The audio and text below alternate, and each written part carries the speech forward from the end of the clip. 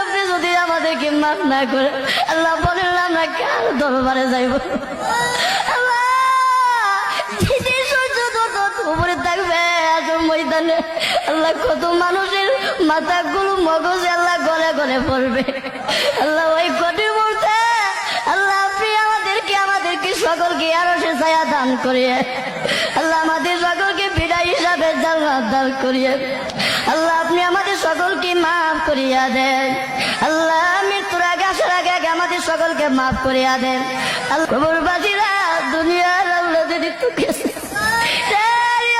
আমাদেরকে বলিস না, বাড়ি গরু ভাইয়া চলে যাবো ভাইয়া যখন পারবে আমাদেরকে বলিস না। আল্লাহ আমাদের মাথা ভিতর খবর আর আজাব দিয়ে